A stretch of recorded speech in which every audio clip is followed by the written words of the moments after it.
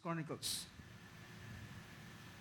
So verse 1, sabi dito ng verse 1, And David the king said to all the assembly, Solomon my son, whom alone God has chosen, is young and inexperienced. And the work is great for the palace, will not be for man, but for the Lord God. So I have provided for the house of my God so far as I was able, the gold for the things of gold, the silver for the things of silver, and the bronze for the things of bronze, the iron for the things of iron, and wood for the things of wood, besides great quantities of onyx and stones for setting antimony-colored stones, all sorts of precious stones and marble. Moreover, in addition to all that I have provided for the holy house, I have a treasure of my own of gold and silver, and because of my devotion to the house of my God, I give it to the house of my God. Lahat ang magsabi, Amen? Purihin ng Diyos, mga kaupo tayo sa oras na ito. Panginoon na magpala sa mga salitang binasa natin. Praise God, purihin ng Panginoon sa sandaling ito. Salamat at muli tayong nakabalik sa gawain ng Panginoon. After last Sunday ay naroon tayo sa joint fellowship. At I hope ang bawat isa sa atin ay pinagpala ng Panginoon. Tayo ay pinagpala ng Panginoon, mga kapatid.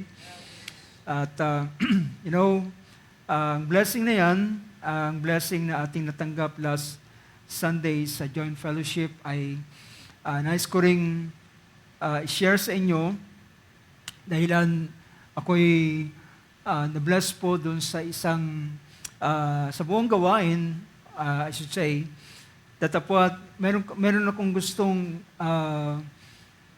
na nakuha nung unang gawain nung umaga, at isang ating kapatid, Pastor Liliser, ay nag-share about devotion.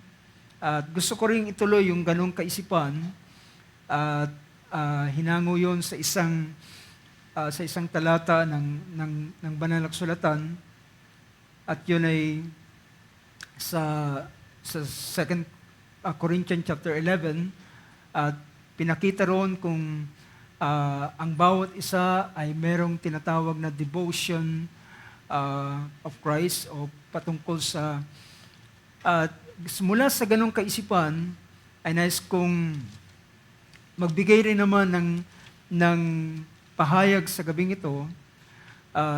Yung verse na yun na ating nabasa last, ito ay hinango sa chapter 11 ng 2 Corinthians, verse 3. But I am afraid that as the serpent deceived Eve by his craftiness, your minds will be led astray from the simplicity and purity of devotion of Christ. So, devotion to Christ. So, sa kaisipang yan ay nais kong magpatuloy at i-share din sa inyo, at kunin ko naman yung verse na binasa natin at ginamit nating teksto, ang 1 Chronicles chapter 29 verse 3. At ito'y sa panahon ni David, at magkakaroon ng tinatawag na transition ng kingship, ng paghahari from David ay malilipat kay Solomon. At ang tinutukoy niya rito ay isang napakalaking gawain na kanyang dapat gawin, at ito ay ang pagtatayo ng templo ng Diyos, pagtatayo ng bahay para sa Panginoon. At doon sa isang verse na pinakita rito ng ating binasa, babasahin ko muli yung verse 1. Pinakita niya, sabi niya, And David king said to all the assembly, Solomon my son, whom alone God has chosen. So pinakita rito na si Solomon ay partikular na binanggit ng Diyos kay David na siya ang magtatayo ng bahay ng Panginoon para sa kanyang pangalan. At sabi rito, Solomon, my son, whom alone God has chosen, is young and inexperienced. And the work is great for the palace. The work is great, for the palace is not be for man, but for the Lord God. So kung ang itatayong bahay ito ay para lamang sa tao, ay pwede siguro niyang paubayan niya at hindi na siya magbigay ng ano pa mang bagay na pag-aalala. Pero dahilan sabi rito ng verse na ito, the work is great, for the palace will not be for man, but for the Lord God. Dahilan ang bahay na yun ay hindi para lamang sa tao, para tirahan ng tao, hindi ito para sa hari lamang, para yung hari ay tumira doon, kundi ang bahay na ito ay para sa Diyos. Para sa Panginoong Diyos mismo. So sabi rito ng verse 2, I have provided for the house of my God. Sabi niya, naghanda ako para sa bahay ng Diyos. Bahay, hindi lamang ng bahay ng Diyos, kundi tinawag dito na the house of my God. Makikita natin na si David ay naging masyado siyang personal sa Diyos na kanyang pinaglilingkuran. Ano pa? Nagawa niyang sabihin na ito ay bahay ng aking Diyos. Well, sometimes mga kapatid, kapag ang isang tao ay lumalalim sa kanyang ugnayan sa Panginoon at sa kanyang paglilingkod sa Diyos, ay kung magkaminsan ay nagagawa niyang parang ang ilan ay nagsasabi, bakit Diyos mo lang ba siya? Diyos ko rin siya, di ba? Pero dahilan sa ganitong kalalagayan ng buhay ni David, ay nagawa niyang sabihin, I provided for the house of my God. Nag-provide siya, sabi niya, as far as I was able. So, inihanda niya ang lahat ng bagay na kanyang makakayanan. Napansin ninyo yung ilang mga words na ating ginagamit at ito'y napakahalaga na bigyan natin ng pansin mamaya. Sabi niya, so far I was able.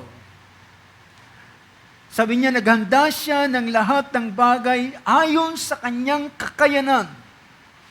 Naghanda siya ng ginto, ng pilak, dahilan may mga gagawin na may kalalaman sa ginto, may mga gagawin na may kalalaman sa pilak.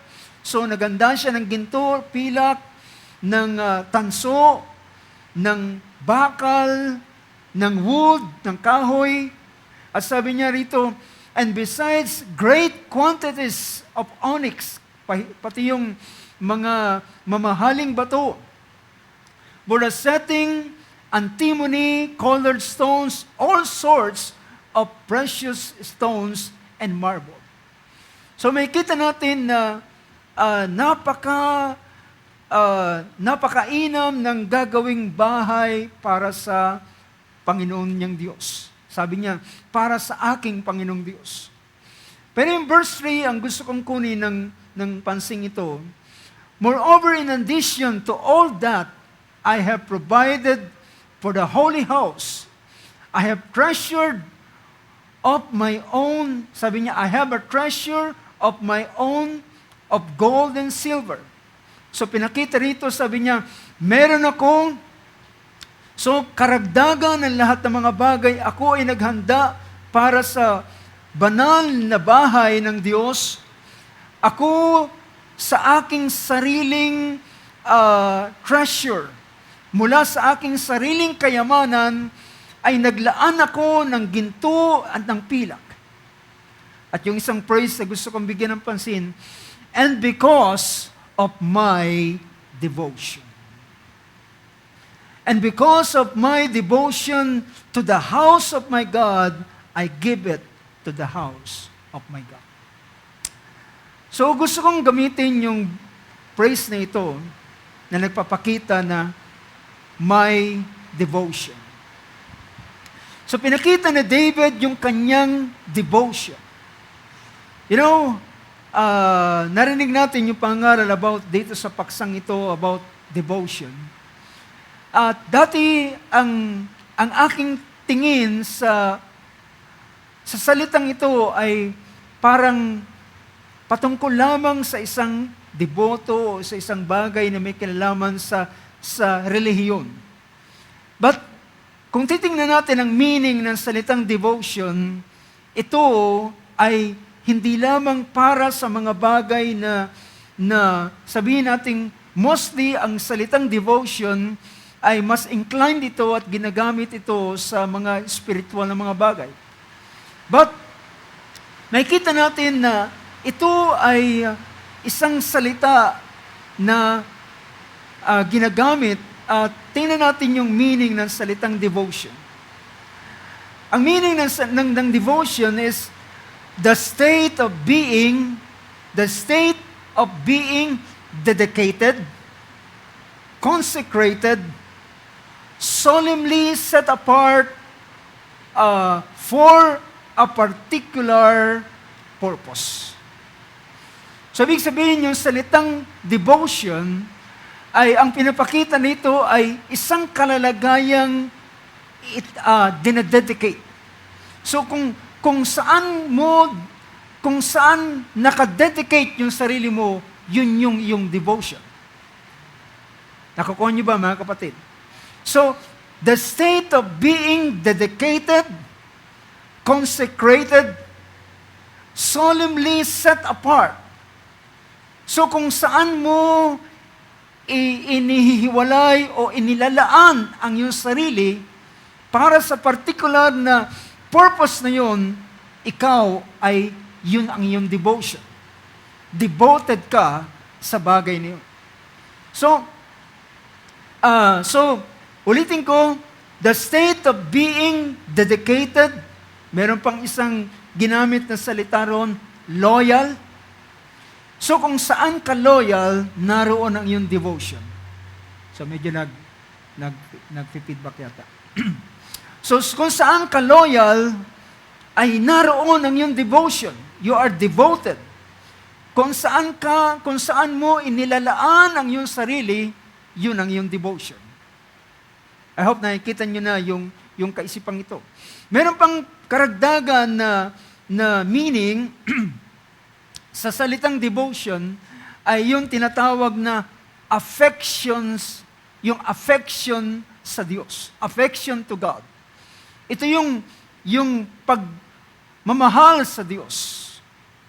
So, meron pang isang meaning na pinakita rito at kinuha ko yung mahalagang mga bagay sa salitang devotion. Naroon din yung sa salitang fervor. Yung salitang fervor ay ito yung alab ng puso ng santa.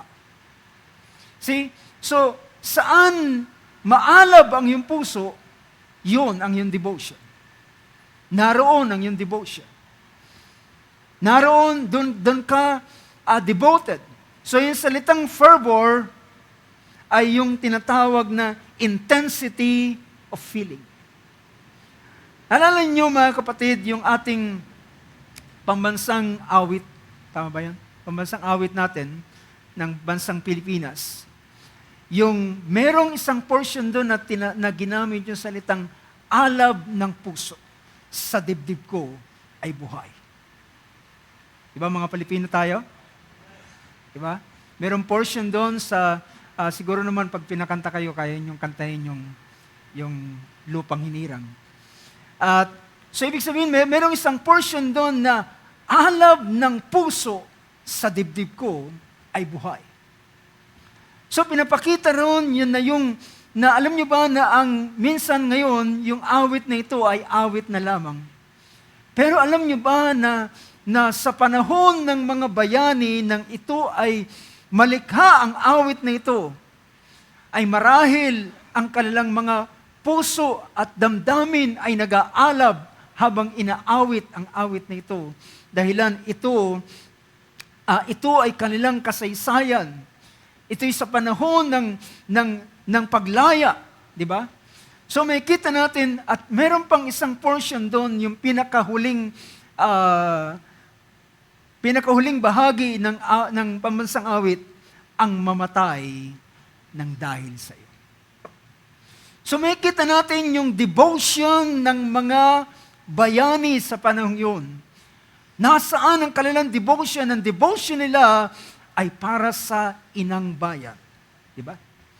Para sa inang bayan, para sa kalayaan na hinahangad ng karamihan. So makikita natin yung salitang devotion ay the state of being dedicated or loyal, consecrated, solemnly set apart for a particular purpose. Affections to God, fervor, yung alab ng damdamin.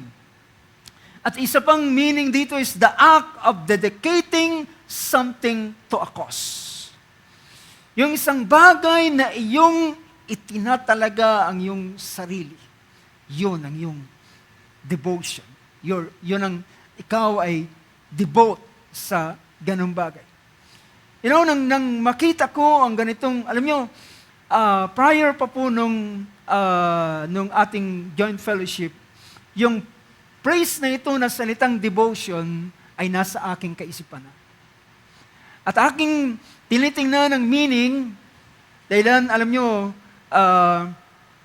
gusto kong, yung salitang devotion ay gusto kong gamitin sana, supposed to be sa ating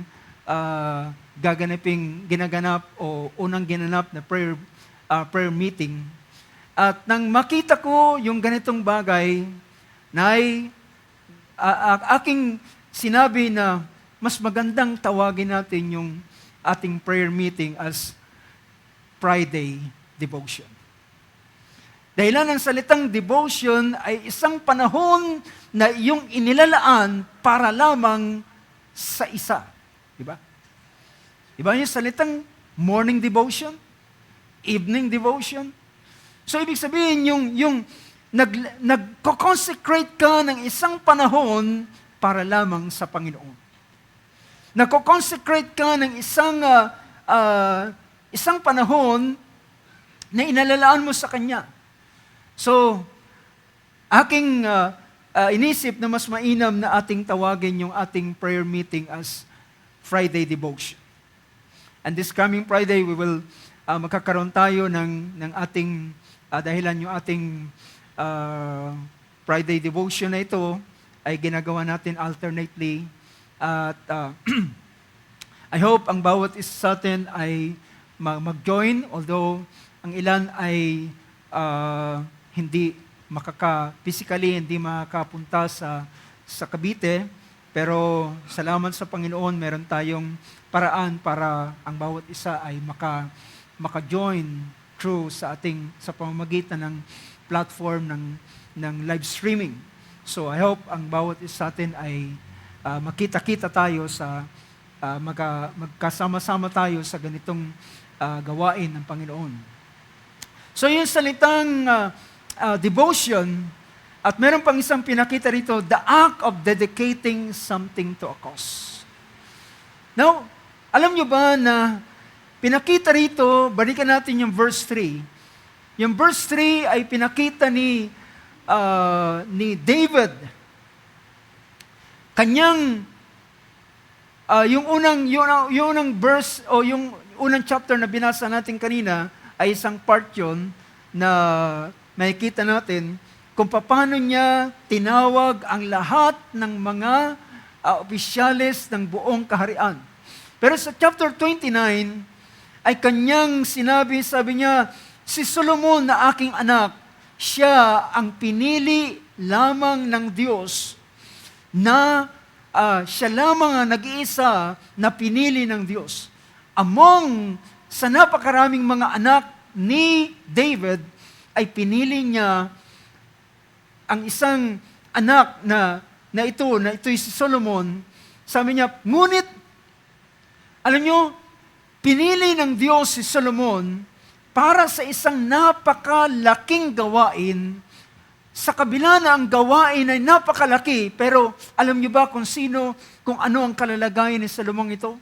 Sa panahong ito, siya ay isang bata at wala pang karanasan.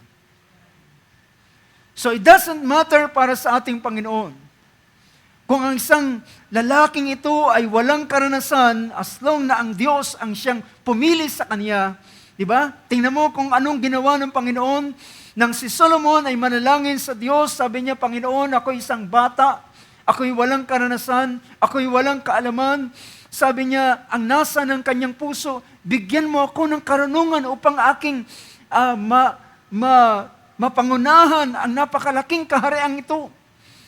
Para mahatulan ko ng tama ang bayang ito, ay bigyan mo ko ng karunungan. And God equipped Solomon with wisdom. Diba? In-equip ng Diyos si Solomon ng karunungan na anupat, ang karunungan na ibinigay sa kanya, it surpasses ng lahat ng klase ng taong merong karunungan.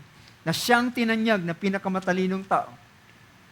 So mga kapatid, dito natin makikita kung ano ang layunin ng Diyos, ay meron siyang nakalaan na provision para sa sinuman na kanyang mga lingkod. So, sabi niya, si Solomon ay bata, walang karanasan, ngunit ang gawain ay napakalaki. At ang palasyo o ang bahay na kanyang gagawin ay hindi para sa tao, kundi para sa Diyos. At dito, pinakita niya na sabi niya, I have provided for the house. So, pinakita na natin kanina. Pero yung praise ng verse 3, sabi niya, in addition to all that I have provided for the house, for the holy house, I have a treasure of my own of gold and silver, and because of my devotion to the house of my God, I give it to the house of my God. So makita natin yung devotion ni David ay gano'n na lamang. At makikita natin talaga ang devotion ni David sa mga previous chapter ng Book of Chronicles. Mabasa natin ito sa 2 Samuel at mabasa natin ito sa First Chronicles. So, tingnan natin ano talaga ang pagpapakita kapag ang tao ay papakita niya ang kanyang devotion sa isang bagay. Kapag ang isang tao ay nagpakita ng kanyang devotion, makikita mo sa kanya kung gaano siya ka-dedicated sa bagay nito. Gaano siya ka-dedicated at gaano ang kanyang pag-ibig sa Diyos at gaano ang ningas ng kanyang puso at paano niya itinalaga ang kanyang sarili para sa ganitong bagay. Napansin ninyo, mga kapatid, si David, nang siya ay ma-install as king ng Israel, nang siya ay malagay bilang hari ng Israel, alam niyo ba ang unang-unang project, o sabihin natin, unang-unang plano ni David para sa kaharian, ano? Sino sa inyo nakakaalam ang unang-unang kaisipan at plano ni David nang siya ay umupo bilang hari?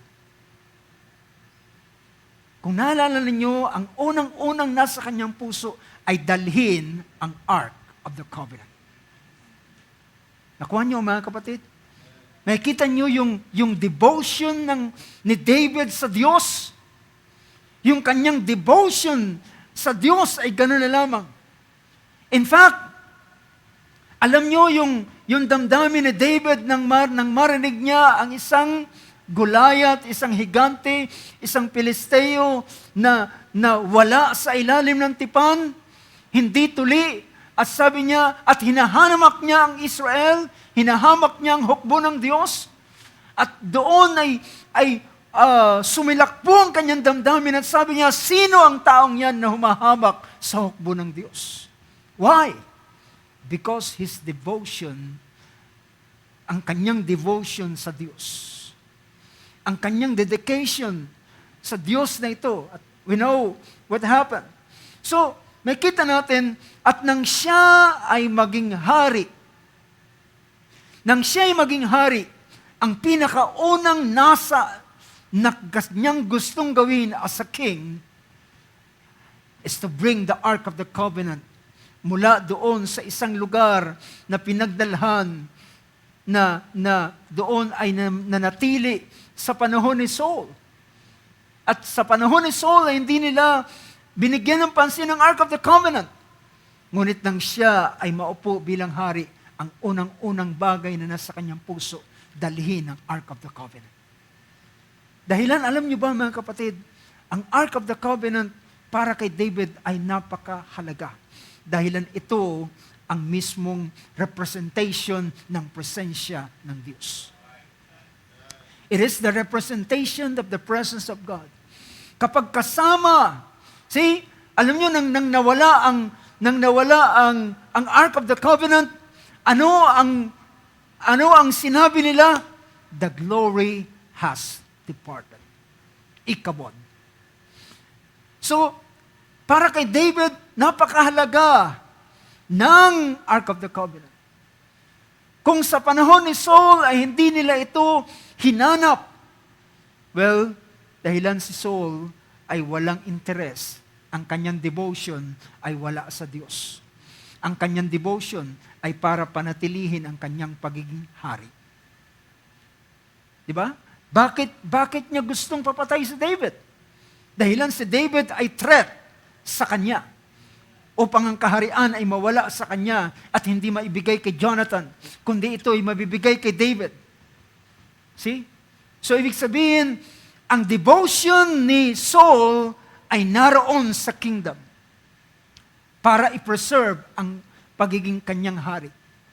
At mga kapatid, dahilan ang kaharian ay hindi ang sino man ang magmamayari, ito'y binibigay ng Diyos sa kanino man na kanyang gustong pagbigyan.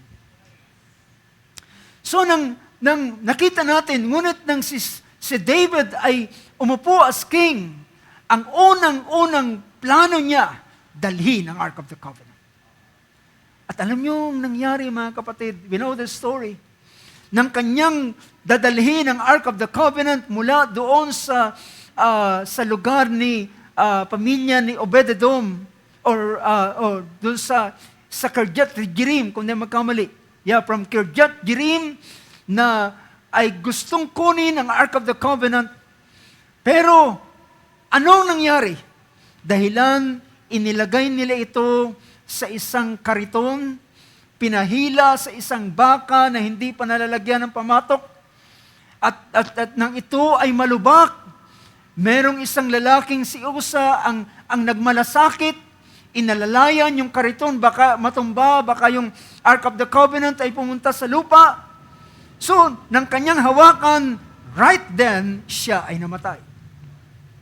Siya'y binawian ng buhay.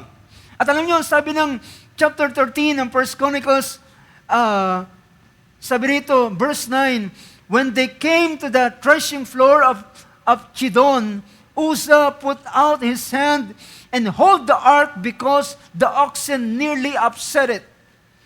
And the anger of the Lord burned against Uzzah.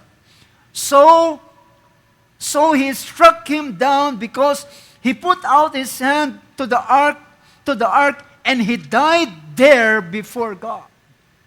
Nang siya'y mamatay, dahilan hinawakan niya yung Ark of the Covenant, dahilan mga kapatid, hindi po ang Ark of the Covenant ay hindi ito hinahawakan. Ito ay nilalagyan, sinusuotan ng pingga sa magkabilang side at ito ay pinapasan ng mga priest. Ito ay banal na bagay. Hindi ito dapat hinahawakan ng bare hands. Ito ay pagpapakilala ng presensya ng Panginoon. And verse 11, pansinin niyo ang verse 11. Then David became angry because of the Lord's outburst against Uzzah.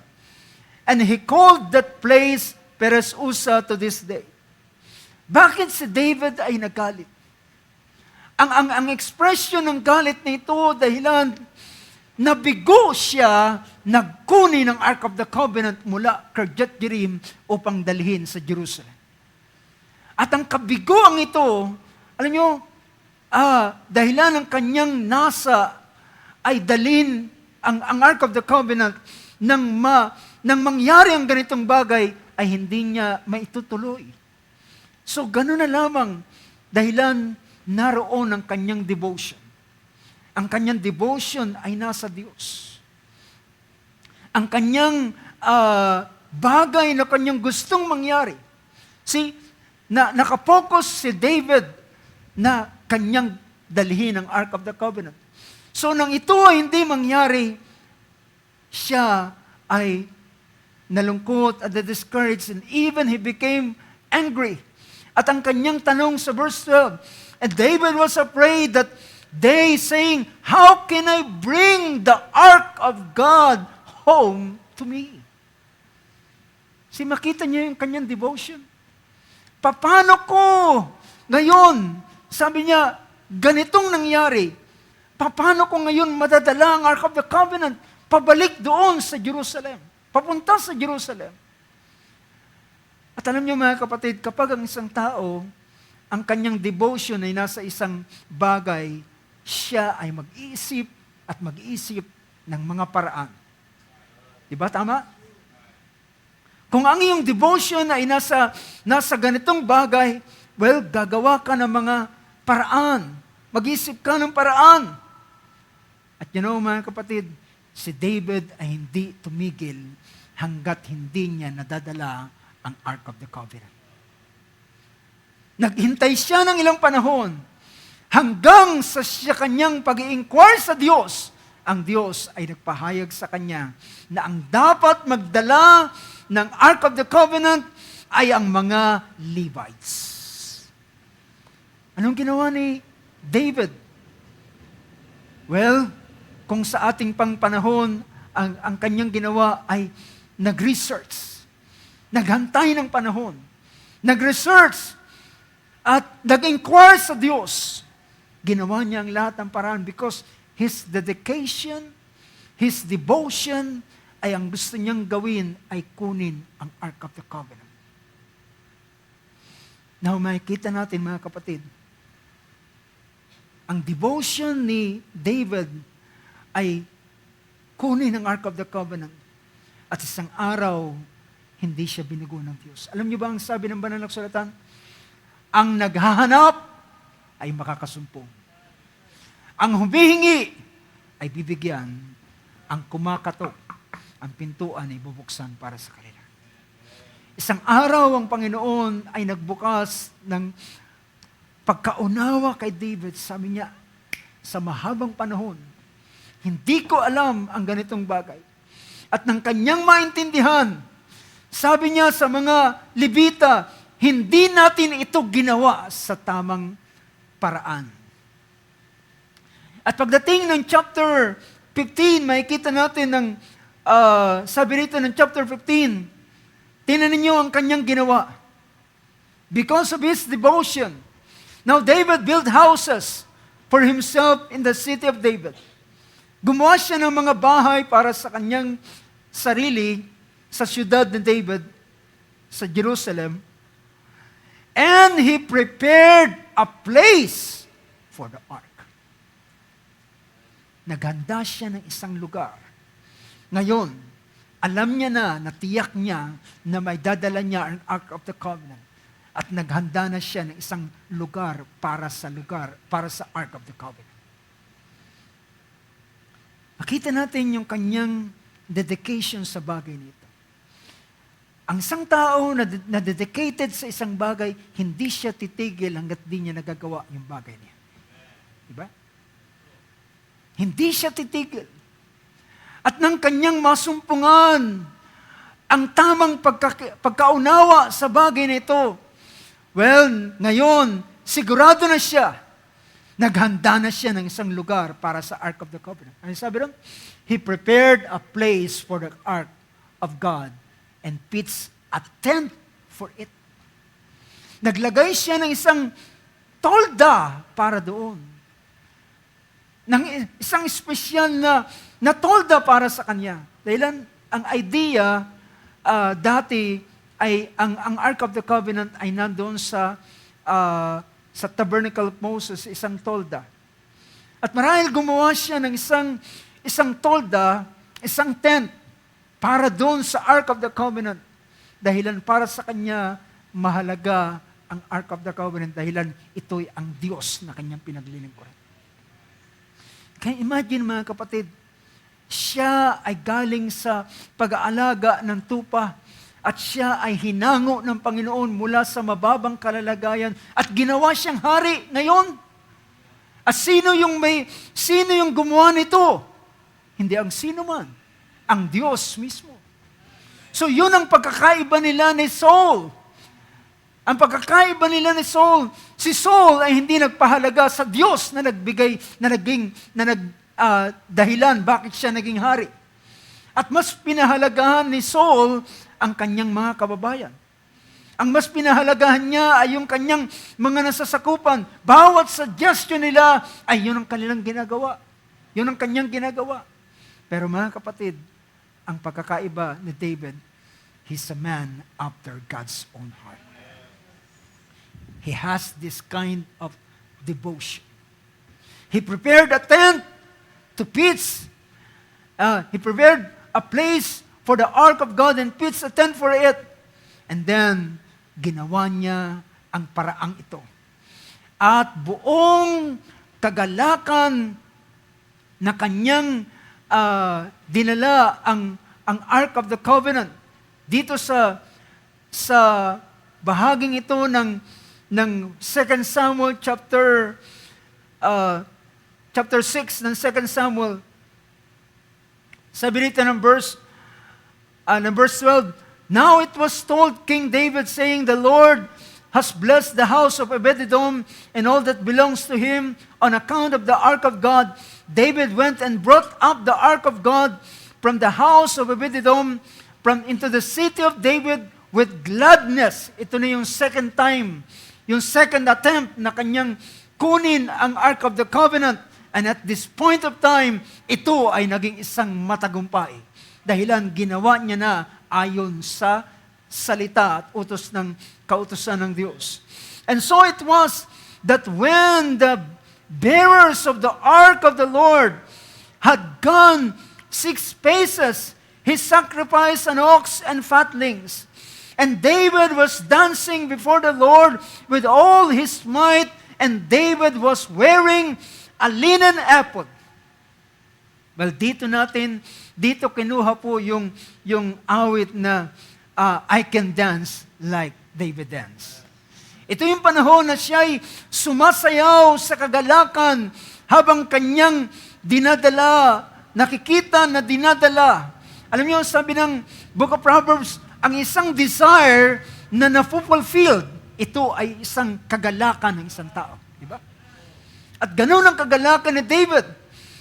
So, nang siya ay nakita niya, sabi rito, "So David and all the house of Israel were bringing up the ark of the Lord with shouting and the sound of a trumpet. And then it happened, as the ark of the Lord came into the city of David, that Michal, the daughter of Saul," ito yung asawa niya, "looked out of the window and saw King David leaping and dancing before the Lord, and she despised him in her heart." Sabi niya, nang dumating si David, nakakahiya ka. Hari ka pa naman, nagsasayaw ka, nahubaran ka. Hindi naman yung sa ibig sabihin nahubaran na walang damit. Yung isang hari ay kapag natanggalan siya ng balabal, ay parang kahalayan ito ng isa-isang, dahilan yung robe niya ay simbolo ng kanyang pagiging hari. At siya ay nahubaran, at ngunit anong sabi ni David sa kanyang asawa? Sabi rito, sa verse 21 na lamang, dahilan siya ay dinudusta ni, sabi ng verse 20 ng chapter 6 ng 2 Samuel. "But when David returned to bless his household, Michal, the daughter of Saul, came out to meet David and said, 'How the king of Israel distinguished himself today. He uncovered himself today in the eyes of his servants, made as one of the foolish ones, shamelessly uncovers himself. See, nahubarang siya at parang kahiya-hiya ang kanyang kalalagayan sa paningin ng mga tao. Pero anong sabi ni David? So David said to Michal, "It was before the Lord who chose me above your father and above all his house, to appoint me ruler over the people of the Lord, over Israel. Therefore, I will celebrate before the Lord." Sabi niya, ang Panginoon, ang Diyos na yan, ang Diyos ang siyang naglagay sa akin ng higit kaysa sa iyong ama. At inilagay ko sa kaharian, at inilagay ko sa ganitong kalalagayan, at yan ang dahilan bakit ako nagsasaya ng ganitong bagay. Para sa Kanya.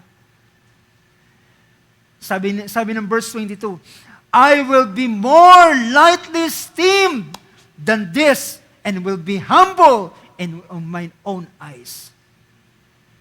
Sabi niya, tingnan nga natin sa Tagalog, ang verse na yan.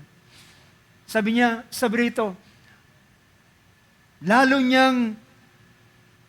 sabi niya, "At ako'y magpapakawalang kabuluhan pa kaysa yaon, at ako'y magpapakababa sa aking sariling paningin." At sabi niya, ang gusto niya ipakita, hindi pa, kulang pa ang aking ginawa para sa Panginoon. Kung kinakailangan kong maging hamak sa pinakamababang kalalagayan, ay aking gagawin para lamang sa Kanya. Because of His devotion to God. His dedication.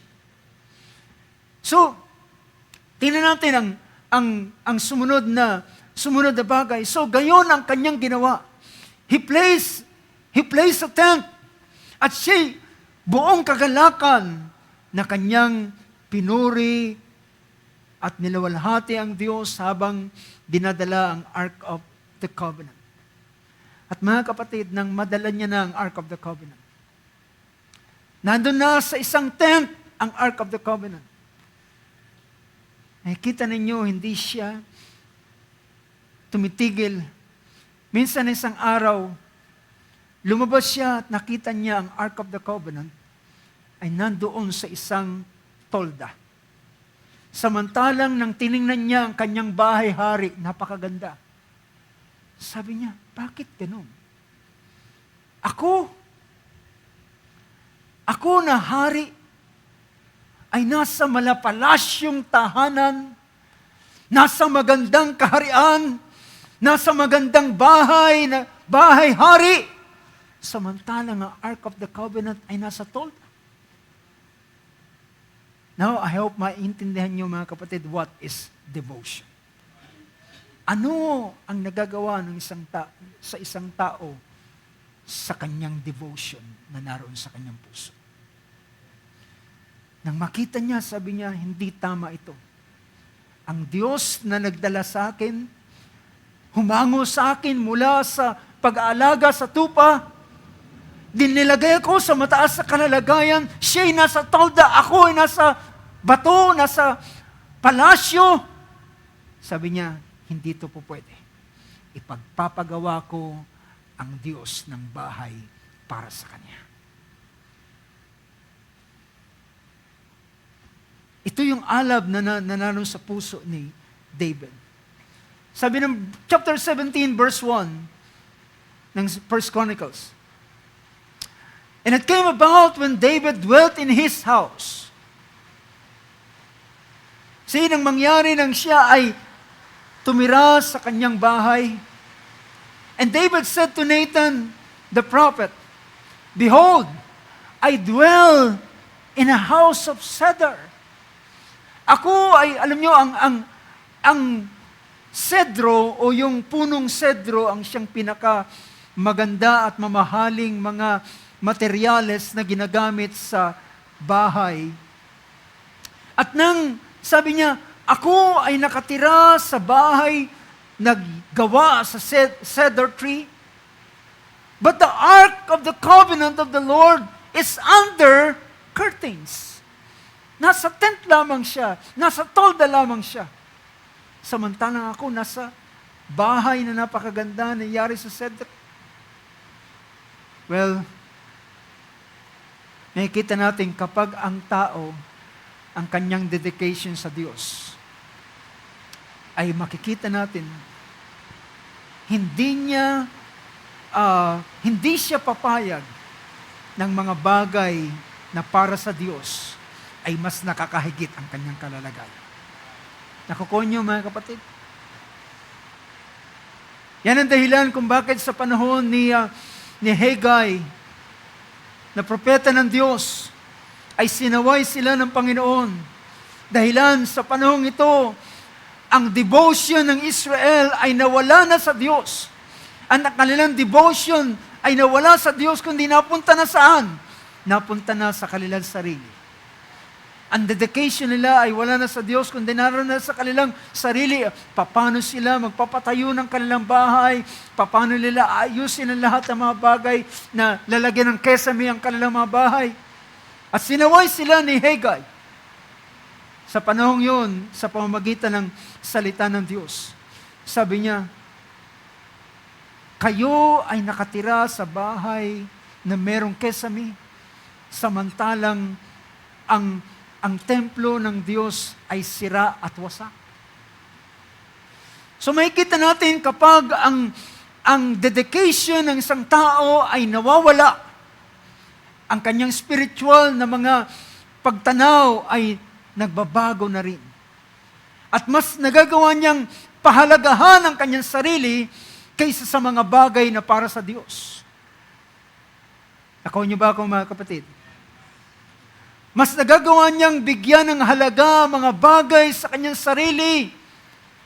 At sabi ni Haggai, natitiis niyo ba na ang templo ng Diyos ay wasak samantalang kayo ay nakatira sa bahay na may kesame at maganda at maayos? So, tingnan natin kapag ang devotion ay nawawala. Kapag ang devotion ay nawala, ang tao ay magpapasimulang meron pa rin naman siyang devotion, pero yung kanyang devotion ay nakabaling na sa iba. Nakuha niyo yung punto ko mga kapatid. Ang devotion ay hindi nawawala sa tao. Ang tanong lamang, saan ang iyong devotion? Nandyan ba kayo mga kapatid? So ang devotion ay hindi nawawala. Ang devotion, hindi lamang ito naka-incline sa spiritual na mga bagay. Makikita natin ang devotion ay parang in general. At ang tanong lamang, nasaan ang devotion ng isang tao? Saan siya devoted? Saan niya dinededicate? Saan siya dedicated? So dito sa panahon ni David, ay gano'n na lamang ang kanyang tingin sa Ark of the Covenant. Dahilan na ang Ark of the Covenant ay ang pag-respect niya sa Ark of the Covenant ay kagaya ng pagrespeto niya sa Diyos mismo na kanyang pinaglilingkuran. At nang makita niya sa tolda, sabi niya parang mali. Ang Diyos ang siyang naglagay sa akin sa kahariang ito, samantalang siya ay nasa tolda lamang. Ipagpapagawa ko siya ng bahay. Yun ang nasa puso ni David. At kanyang pinuntahan, nang nakita sila ni Nathan, sabi niya kay Nathan, sabi rito, then David said to Nathan, chapter 17, verse 1, then David said to Nathan, the prophet, behold, I am dwelling in a house of cedar, but the ark of the Lord, the covenant of the Lord, is under curtains. Then Nathan said to David, do all that is in your heart, but for God is with you. Sabi niya, gawin mo kung anong nasa puso mo. Ganda ng desire, magandang desire, dahil ang passion, di ba? Minsan ginagamit ng tao yung passion, yung kagustuhan niya, yung desire niya, yung pagnanasa niya, ay naroon sa ganitong bagay. So, maging ma-attentive tayo sa pakikinig. So sabi rito, si Nathan ay sumagot sa kanya, gawin mo kung ano ang nasa iyong puso. Ang Panginoon ay kasama mo. So, nasa isip na ni David na ipagpapagawa ko ng bahay ang Diyos. Ngunit ng gabing yon, kinausap ng Diyos si Nathan, isang seer. At ang sabi ng Diyos kay Nathan, sabi rito, sabihin mo sa aking lingkod na si David. Verse 4, Go and tell David my servant, thus says the Lord, you shall not build a house for me to dwell in. Sabi niya, hindi ikaw magtatayo sa akin. Hindi ka magtatayo ng bahay para sa akin. Sabi niya, sa mahabang panahon mula nang lumabas ang Israel, ay hindi ako kailanman nag-require sa kanila na ipagpagawa nila ako ng bahay. Pero sabi niya, merong maggagawa ng aking bahay. Yan ay mababasa natin sa chapter 17 ng Book of Chronicles na ito. Hindi ikaw maggagawa dahilan ang iyong kamay ay nagbuhos ng maraming dugo. Ikaw isang a man of war. At sabi niya, ngunit meron magtatayo sa akin ng bahay. Verse 10 sabi rito. Verse 10, First Chronicles 17:10. Even from the day that I commanded judges to be over my people Israel, and I will subdue all your enemies. Moreover, I tell you that the Lord will build a house for you. Ito yung maganda na sinabi ng Diyos kay David. Sabi niya, hindi mo ako ipagpapagawa ng bahay, pero ako ay igagawa kita ng bahay. Ibig sabihin, gagawin kong mainam ang iyong sambahayan. I will build you a house, and will build a house for you.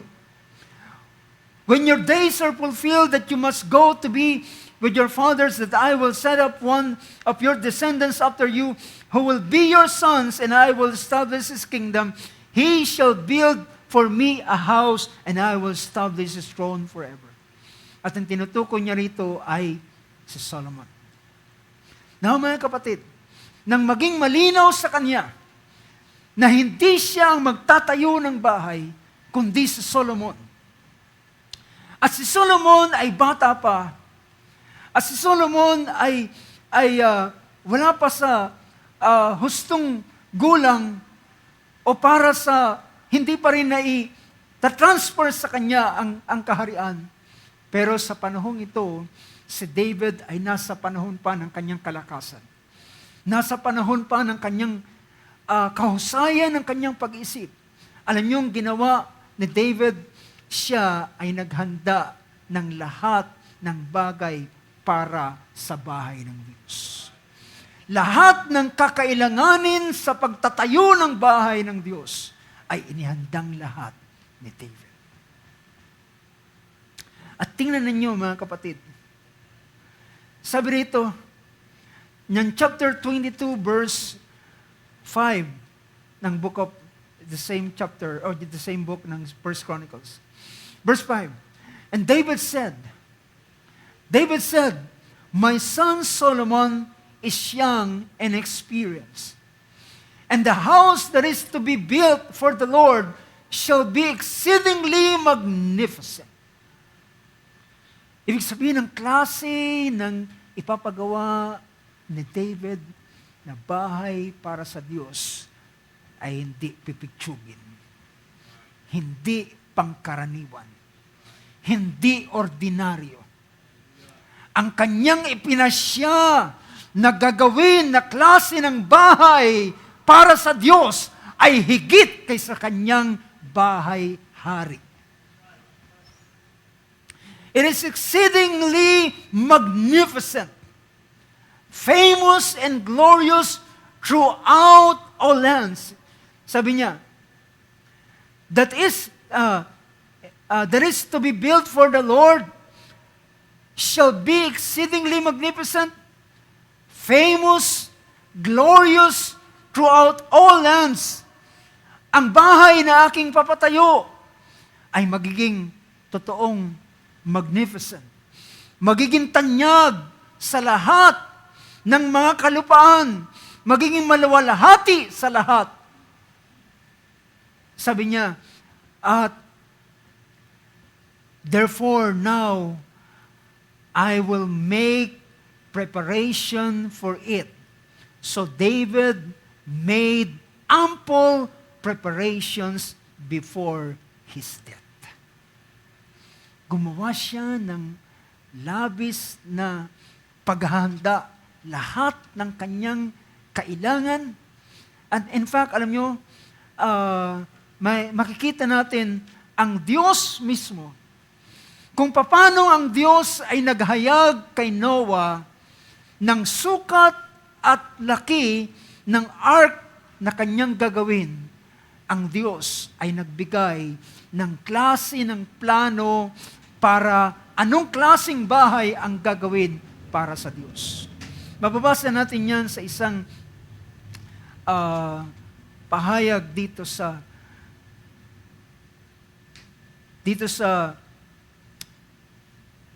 chapter 28 ng 1 Chronicles. Verse 11 muna, verse 11. Verse 11 in chapter 28 ng 1 Chronicles. Then David gave to his son Solomon the plan of the ports of the temple. See? Meron siyang plano. Hindi ito basta kung ano lamang. Meron siyang plano.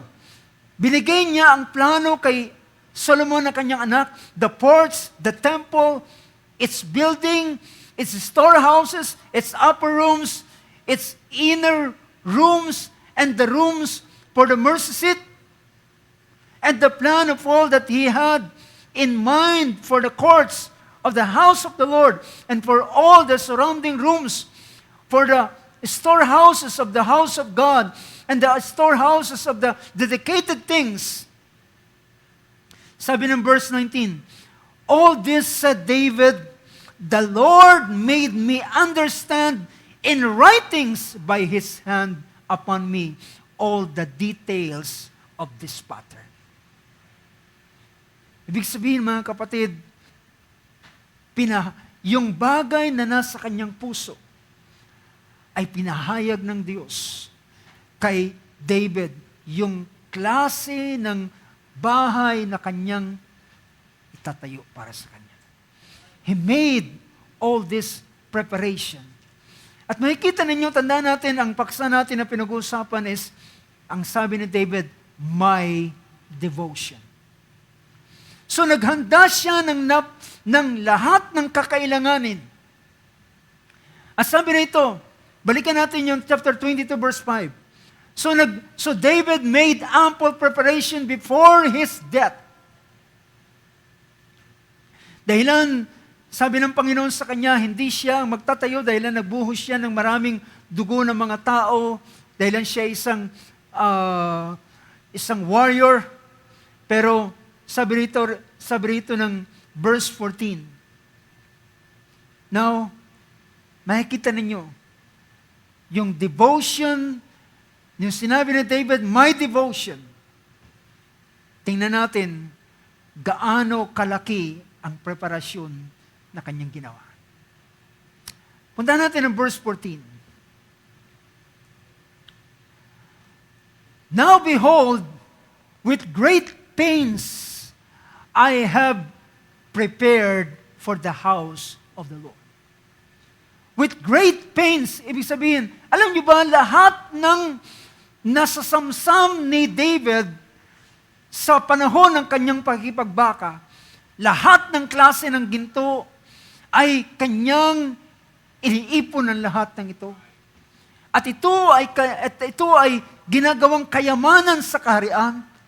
At bukod sa ito'y kayamanan sa kaharian, ay ito ay meron, siya rin man mismo ay nagka-accumulate ng kayamanan habang siya ay nakikipagbaka.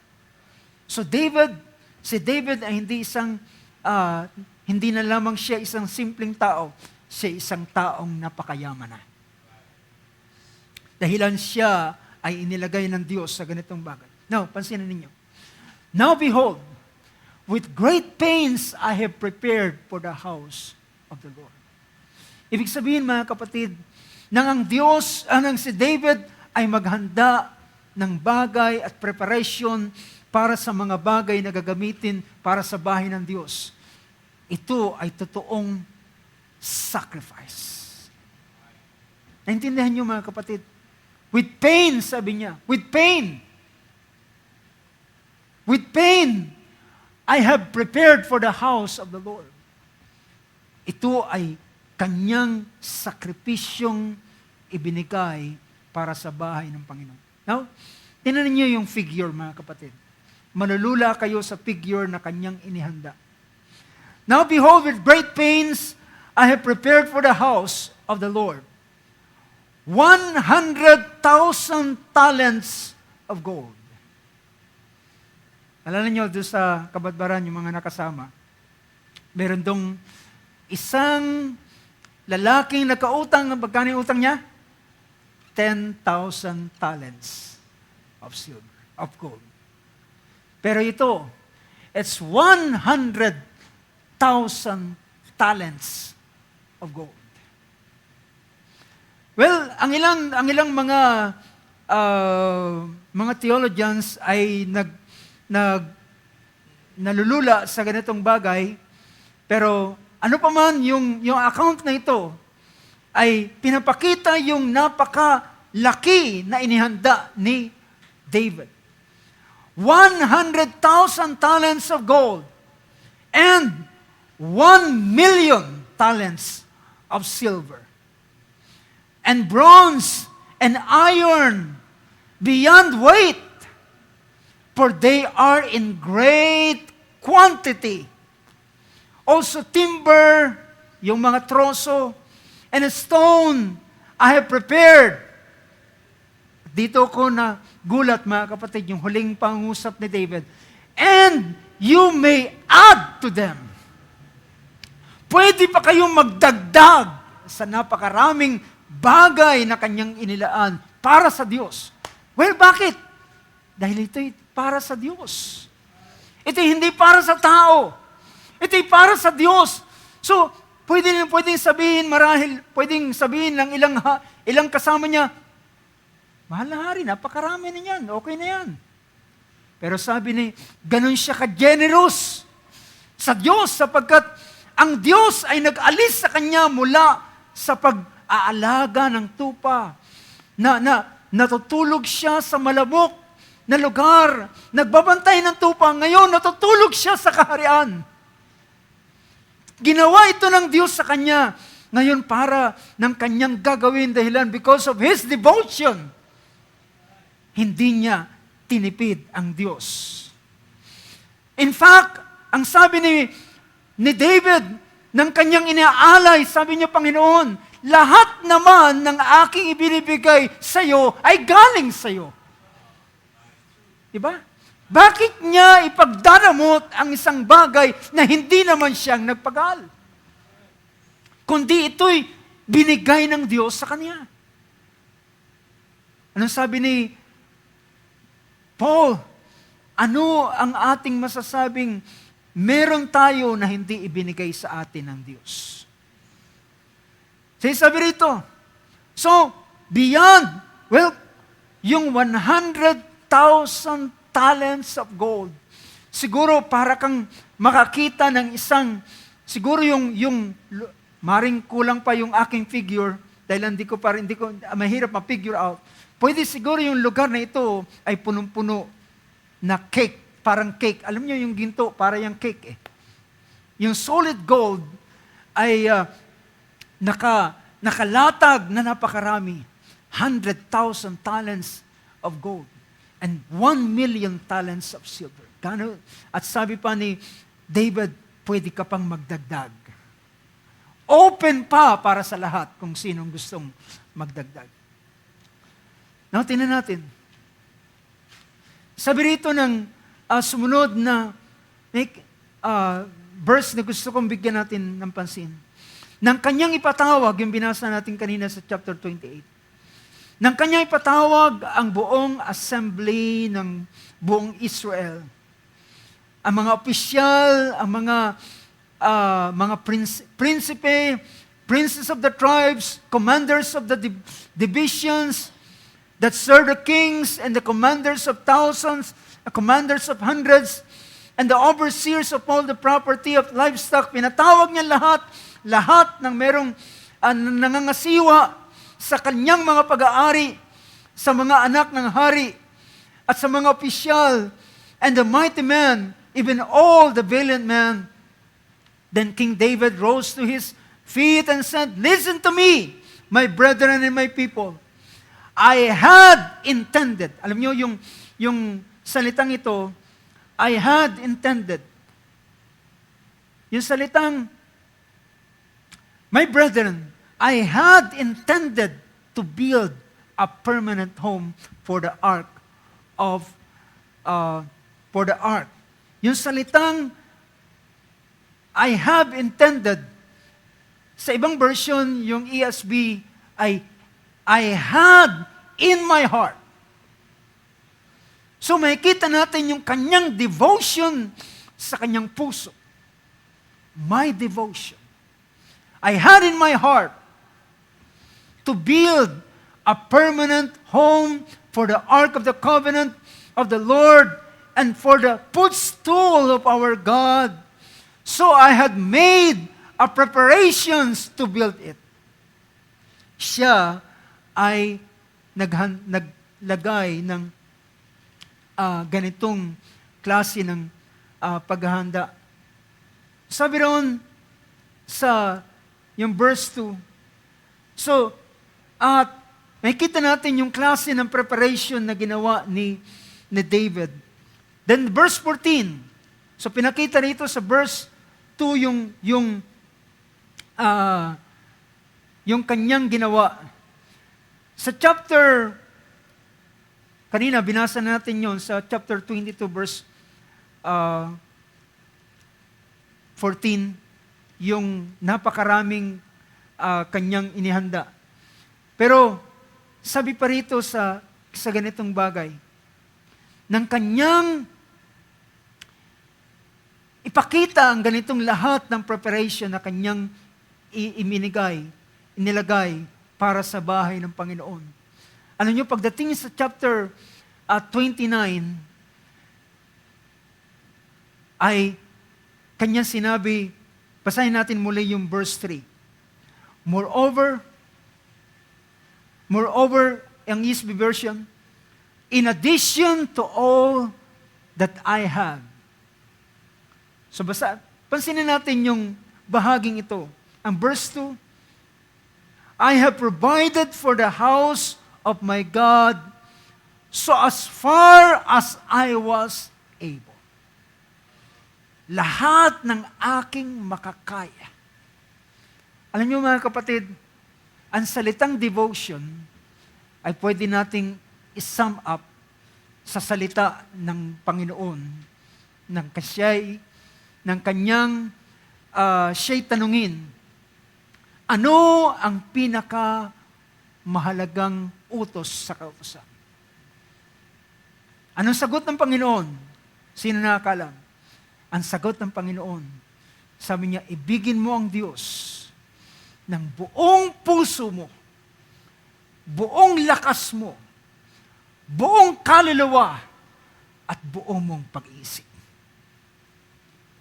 Ito ang summary ng salitang devotion. Ang ibigin ng Diyos ng buong kalakasan. Ano ang pwede mong magawa para sa Kanya? Ano ang lakas na pwede mong ibigay sa Kanya? Ano ang iyong pag-iisip, ang iyong puso, at ang buong buo na nasa iyo? Ito ang meaning ng salitang devotion. So, dito ay sinabi niya, I have provided for the house of my God So as far as I was able, the gold for the things of gold, silver for the things of silver, the bronze for the things of bronze, the iron for the things of iron, wood for the things of wood, besides great quantities of onyx and stones for setting, yung mga pang-dekorasyon, antimony, colored stones, all sorts of precious stones and marble.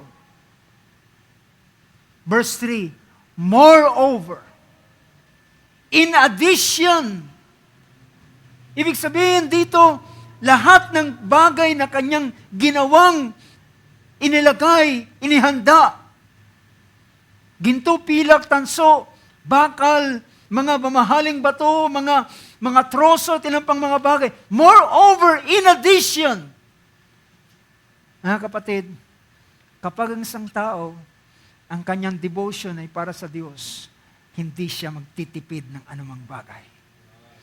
Masyado siyang generous. Kung nakita niya ang Diyos, paano at gaano ka-generous ang Diyos sa kanya, hindi rin siya magtitipid para sa Diyos. Naalala kong isang mangaral, sabi niya, kapag minsan ang tao humingi sa Diyos ang larawan niya, may dala-dala siyang pitsil o kaya timba, sabi niya, Panginoon, pahingi ako. Pero kapag siya ay magbibigay, gagamit siya ng kutsara at sasabihin niya, Panginoon, ito ang para sa iyo. Well, hindi mo makikita ang salitang devotion. Do you get my point, brothers and sisters? What is devotion? Ano ang devotion? Malimit na nakikita lamang natin yung salitang devotion o devoto ay yung mga manang na nakasuot ng bandana, na may daladalang rosaryo o ano pa mang larawan. Pero mga kapatid, it's more than that. Ang devotion, ito'y buong puso, buong lakas, buong kaisipan, buong kaluluwa, buong ikaw ay yung bibigay para sa Diyos. At dito sabi ni David, moreover, in addition to all that I have provided for the house, for the holy house. Basahin nga natin sa Tagalog. Alam niyo yung salitang moreover dito ay sa English yung phrase na ito ay pagpapakita karagdagan o higit pa sa mga bagay nito at karagdagan sa lahat ng mga bagay na aking inihanda. Bukod din naman dito, di ba yung salitang, bukod din naman dito, sapagkat ang aking inilagak, ang aking loob sa bahay ng aking Diyos, na yamang may tinatangkilik ako na aking sariling ginto. So, ibig sabihin, bukod sa lahat ng kanyang inihanda, 100,000 talents of gold, 1 million talents of silver, bukod sa lahat ng yon, yung sariling kayamanan na meron si David ay ibinigay pa rin niya. Can I say amen to that? Ganon ang salitang devotion. Well, hindi natin naintindihan ang salitang devotion. Pero, kung maintindihan natin ito, ang salitang devotion, malulula tayo. Ganito pala ang lalaking ito ng kanyang sabing, my devotion for the Lord. Sabi niya, in addition to all that I have provided for the house, for the holy house, I have a treasure of my own. I have a treasure of my own. Mayroon akong sariling kayamanan. My own gold and silver. Ginto at pilak. And because of my devotion to the house of my God, I give it to the house of God. I give it to the house of my God. Halos wala siyang itinira para sa kanyang sarili. Without any reservation. Binuhos niyang lahat-lahat para sa Diyos. Now, mga kapatid, ngayon, kumusta ang bawat isa sa atin? Kumusta ang ating devotion? Nakita natin na binuhos niya ang lahat. Kayamanan, lakas, at halos wala siyang tinira. It is in my own way of speaking, pero nakita natin kahit yung sarili niyang kayamanan ay handa siyang ibigay. Dahilan, Diyos ito eh. Hindi ito tao. Hindi ito kung sino man. Diyos ang pinag-uusapan dito. Diyos na may-ari ng lahat ng bagay ng kanyang buhay at lahat ng bagay na nangyari sa kanya, ang kanyang tagumpay na kanyang naranasan, lahat ng ito ay ang Diyos ang nagbigay sa kanya. Ngayon, kung siya'y magbibigay sa Diyos, magbibigay ba siya ng kakarampot at kakaunti? Yamang nakita niya ang generosity ng Diyos na ibinubuhos sa kanya ng napakasagana. Then gayon niya rin pinakita. So sabi rito ng verse ng sumunod. So, pinakita rito yung mga binigay. Verse 4, 3,000 talents of of gold, of the gold of Ophir, so yung pinakamamahaling klase ng, mataas na klase ng ginto. Gold of Ophir, 7,000 talents of refined silver for overlaying the walls of the house. Pangpalitada lamang. Diba mga brother? Pangpalitada lang ito. Hindi ito binistay na buhangin. Fine gold. For overlaying the walls of the house, and for all the work to be done by craftsmen, gold for things of gold and silver for things of silver. Alam nyo, ang sumunod na ginawa ni David ay ito. Now, sabi niya, who then will offer willingly?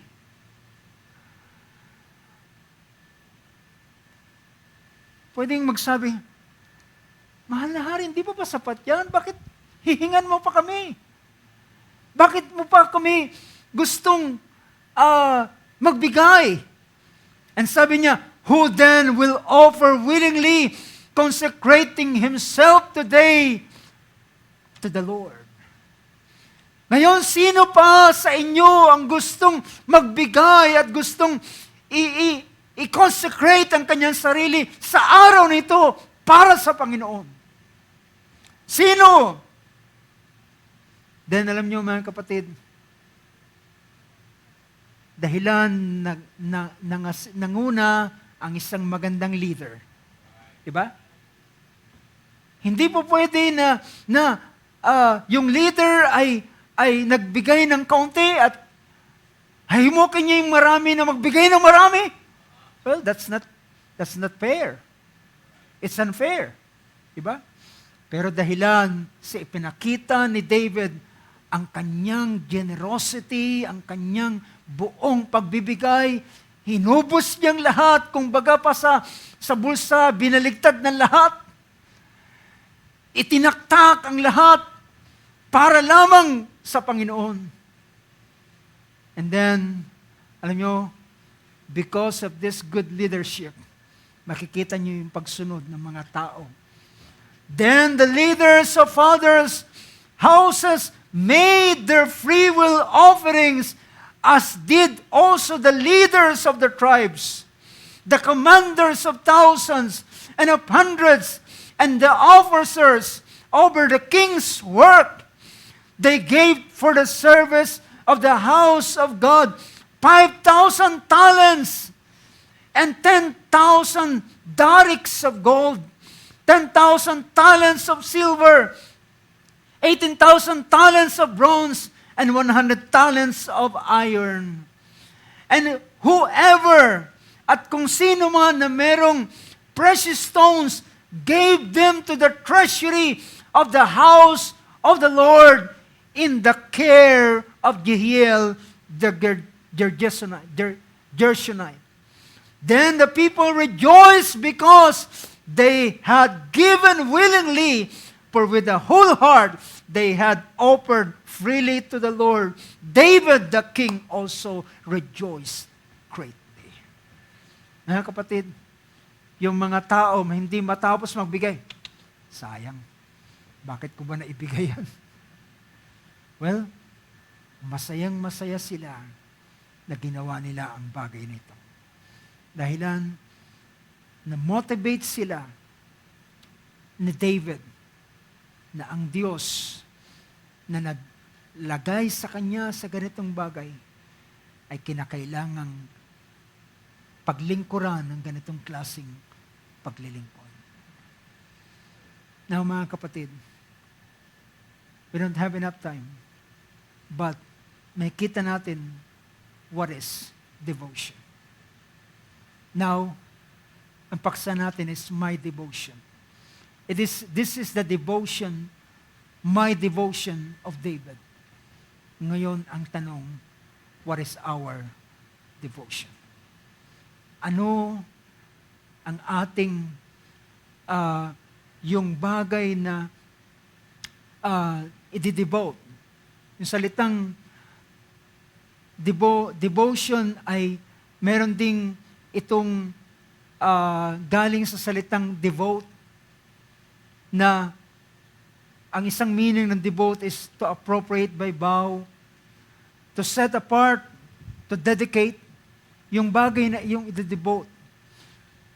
By a solemn act or to consecrate. To give up wholly, yun yung salitang devote. To give up wholly.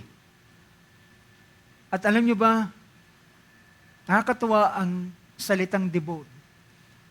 Ang isang tao na devote sa isang bagay, para siyang ginamit yung salitang addict. Yung addict sa isang pangit na pakahulugan, pero ibig sabihin, alam niyo ba yung addict, kapag hindi mo siya nabigyan ng bagay na kanyang gusto, gagalit siya.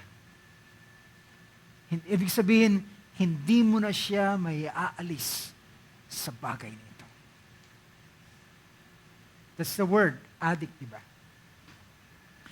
Mahihirapan mo siyang alisin. At alam nyo, yung salitang devote ay nasa ganitong bagay. Mapapansin nyo, yan ang dahilan na intindihan ko bakit si David nagalit nung hindi niya madala ang Ark of the Covenant. Dahilan ang buong kagustuhan niya ay dalhin ang Ark of the Covenant. Ang napigilan siya, ay nagalit siya. So, to give up wholly, yung salitang devote is to give up wholly, to addict, to direct the attention wholly or cheaply. So, 5 araw nito, saan tayo devoted? Saan tayo dedicated? Nakakalungkot sa ating panahon ngayon, dahilan tayo ngayon ay nabubuhay sa computer age. Paggising sa umaga, ang unang-unang hinahagilap ng ating mata ay ang ating mga cellphone. At nauubos ang ating mga panahon sa maraming bagay. Habang tayo nagbabrowse, lumilipas at lahat tayo hindi exempted sa ganitong bagay. Nakakaranas, pero mga kapatid, ngayon nasa ang ating devotion. Naalala ko ang sabi ni Job, sabi niya, mas pinapahalagahan ko ang kanyang mga salita kaysa aking pang-araw-araw na pagkain. Ilan kaya sa atin ang pwedeng hindi muna pansinin ang ating mga cellphone paggising natin sa umaga? At dalhin muna natin ang ating sarili sa pananalangin. And let's spend time and let's have devotion, have our morning devotion sa Panginoon. Na minsan, mas mahaba ang nagagawa nating nai-devote nating panahon sa ilang mga bagay kaysa sa ating Panginoon. Naalala ko, ang Panginoon ay humingi ng 1 oras sa kanila. In fact, hindi naman prayer ang hinihingi ng Panginoon sa kanila. Ang sabi niya, watch. Hindi ba kayo pwedeng magbantay na kasama ko sa loob ng 1 oras? Dahil alam ng ating Panginoon, hindi nila magagawa ang ganitong bagay. But after ng Espiritu ng Diyos ay dumating sa kanila, doon nila nagawa ang mga bagay na dapat nilang gawin. Meron pa sana akong gustong basahin ng mga talata, mga kapatid, pero ang ating oras ay hindi sapat. Pero nakakalula yung salita ni David, my devotion. Anong klase ang buhay na ito ni David? Sa kanyang paglilingkod sa Panginoon. Truly, he is a man after God's own heart. Siya ay tunay na isang lalaking ang puso niya ay kagaya ng Book of Psalms chapter, kung di magkamali, 42, as the heart pants for the water, so my soul pants after thee. Nauuhaw ako sa iyo, Panginoon. Sabi niya, merong isang portion ng Book of Psalms na nagsasabi, sabi niya, ang aking pagnanasa ay gawin ang iyong kalooban, O Diyos. Yun yung kanyang passion. Yun yung kanyang pinakananasa.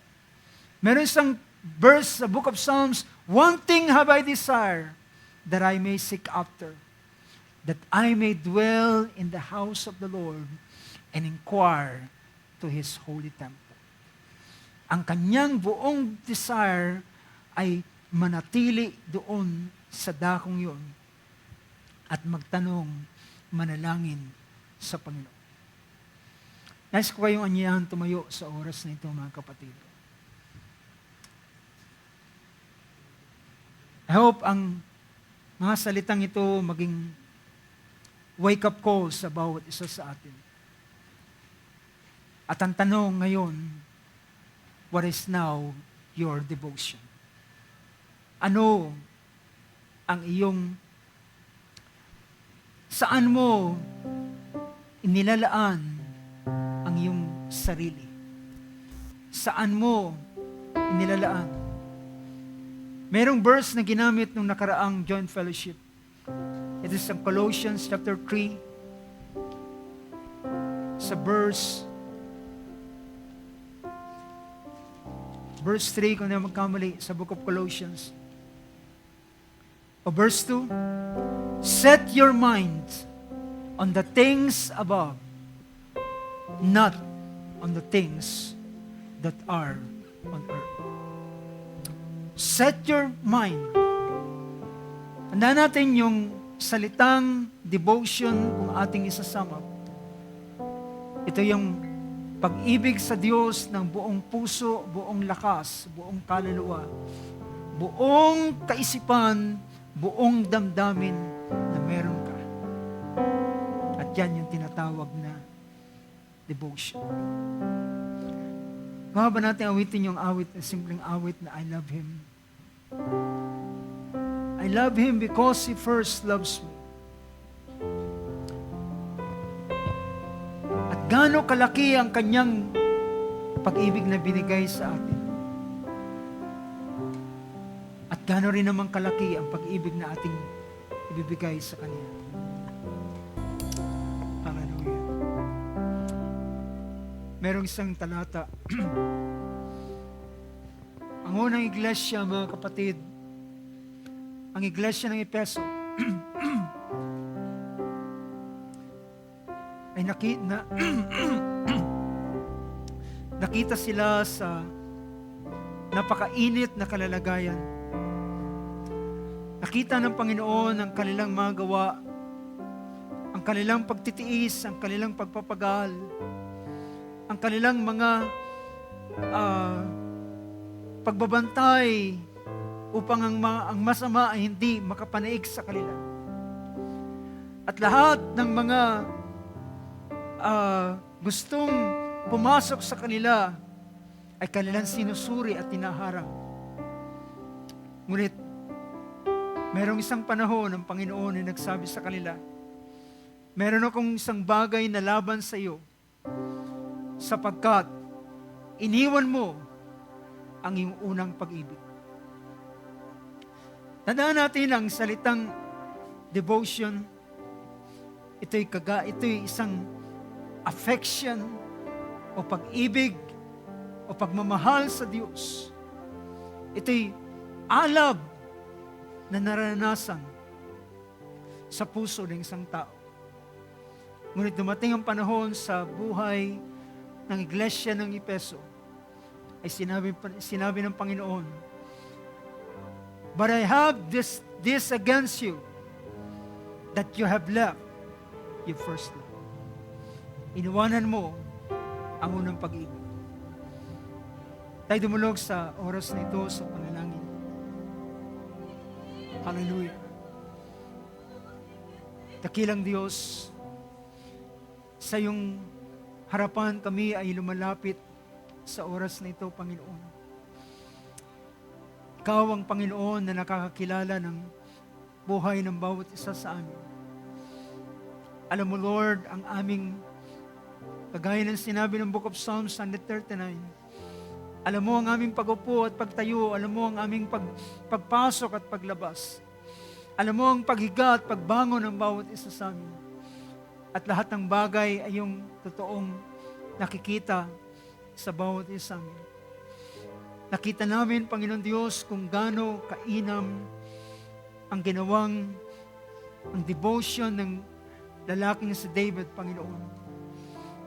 Ang kanyang maningas na kanyang pagnanasa, hallelujah, kung paanong dadalhin ang Ark of the Covenant sa iyo, sa kanyang lugar, sa kanyang syudad. Dahilan alam niya na ito'y nagre-represent ng iyong presensya, Panginoon. At gano'n na lamang ang kanyang pagpapahalaga at nagawa niyang ipaghanda ng isang dako, isang tolda, ang Ark of the Covenant. Ngunit isang araw ay nakita niya na mas mainam ang kanyang bahay kaysa sa tolda ng Ark of the Covenant. At yan ang dahilan bakit siya nagkaroon ng ganitong klaseng pagnanasa. O Panginoon Diyos, sa gabing ito, naintindihan namin ang salitang devotion. Ano ang nakapaloob sa bagay nito? At marahil, sa gabing ito, Panginoon, nakikita namin ang aming sarili. Makita namin ang isang panukat na yung isusukat sa amin. Makikita namin ang isang timbangan na kung kami ilalagay sa timbangan na imasumpungan kami na kulang, Panginoon. Ngunit Lord, salamat ikaw ay mapagbiyaya sa bawat isa sa amin. Naniniwala kami na hindi mo kami hinahanapan ng wala sa amin. Ang hinahanap mo sa amin ay kung ano ang meron kami. Kung ano ang meron kami. At yun ang aming may bibigay sa iyo, Panginoon. Kaya Lord, sa uling araw nito, hallelujah, bayaan mo kung anong meron ng iyong mga anak, kung anong kalakasan, ang buhay, ang aming mga pag-iisip, ang aming mga kalakasan, Panginoon, ay aming bayang maibigay sa iyo sa uling araw nito. Kung ikaw, Panginoon Diyos, ay hindi ka nagtipid, Panginoon, hindi mo nirendahan ang iyong pagbubuhos ng iyong biyaya sa amin, kundi ito'y pinasagana mo, Panginoon, sa aming mga buhay. Bayan mo sa uling araw nito, ang buhay ng iyong mga anak, O Lord God. Hallelujah, masumpungan kami sa aming mga devotion, Panginoon. Lord, Ikaw ang nakakita kung saan ang direksyon ng aming mga puso sa uling araw nito. Saan ang direksyon ng aming mga kaisipan? Nasaan ang aming mga kauhawan sa uling araw nito, Panginoon? At Lord God, kung kami mauuhaw sa iyo, walang pagsala na iyong tutugunan ang aming mga pagkauhaw, Panginoon. Dahil nasulat sa iyong mga salita, mapalad sila na nagugutom at nauuhaw sa katwiran, sapagkat sila ay iyong bubusugin. Hallelujah, Panginoon Diyos. Aming tinataas ang aming mga sarili sa oras na ito, Panginoon. At lahat kami, O Diyos, hallelujah, ay masumpungan na kulang sa gabing ito, Panginoon. Pagpatawad mo sa bawat isa sa amin ang lahat ng aming mga kakulangan. Biyayaan mo kami, Panginoon, ng iyong masaganang biyaya, Lord God. Hallelujah. At alam namin kung ilalagay kami sa iyong panukat, Panginoon, at lalagay kami sa iyong timbangan ay masumpungan kami, hallelujah, na hindi sapat. At makikita kami we fall short, Lord God. Nagkulang kami, Panginoon, at di kami makakaabot sa iyong kaluwalhatian. Ngunit bayaan mo sa uling araw nito. Hallelujah. Salamat, Lord, dahilan ang Diyos na aming pinaglilingkuran ay Diyos, you're the God of chances, Lord. Ikaw ay Diyos ng hindi lamang second chance, kundi Ikaw, you are the God of chances. Ikaw ay nagbibigay sa amin ng maraming pagkakataon sa uling araw nito. At bayaan mo, Panginoon Diyos, na aming samantalihin ang mga panahon na yung pinagkakaloob sa bawat isa amin. Lord God, aking tinataas ang maliit na kalipunan sa uling araw nito, Ama. Bayaan mo sa mga susunod na mga panahon ay makakita ka ng mga maniningas, mga nag-aalab na mga puso, Panginoon. Hallelujah, ng mga buhay, O Diyos, ay itinalaga sa iyo na walang anumang bagay na reservation, Panginoon, kundi ang lahat ng bagay ay handang ilaan sa iyo. Ang buong kalakasan, pag-iisip, hallelujah, ang buong kami, Panginoon, na kung papaano mong iniingatan ang aming buong espiritu, kaluluwa at katawan, ay ingatan mo kaming buo hanggang sa araw ng iyong pagparito. O Panginoon Diyos, maraming salamat, Lord, sa iyong mga salita. Maraming salamat sa gabing ito na iyong pinagkaloob sa amin at dalangin namin, Panginoon, ng mga salita na aming napakinggan ay baunin namin at magsilbing inspirasyon sa puso ng iyong mga anak, Panginoon. Ikaw din ang Diyos na magpala sa mga kapatid na bangamat di namin kasama, ngunit ang iyong mga salita ay nakarating sa kanila. At ang mga salitang ito ay maging blessing, Lord, hallelujah, sa kanino man na iyong itutulot na makaabot ang mga salitang ito. Sa aming pagtatapos ay aming binabalik sa iyo ang buong karangalan at buong pagpapasalamat. At Lord God, ingatan mo kami sa aming pagtatapos at sa aming pagwawakas. At nais naming ibigay sa iyo ang buong kapurihan, buong kaluwalhatian, buong karangalan, at ito'y para lamang sa pangalan ng aming Panginoong Kristo Jesus. Amen. Hallelujah. Hallelujah. Palakpakan natin ating Panginoon. Hallelujah. Praise be to the name of Jesus.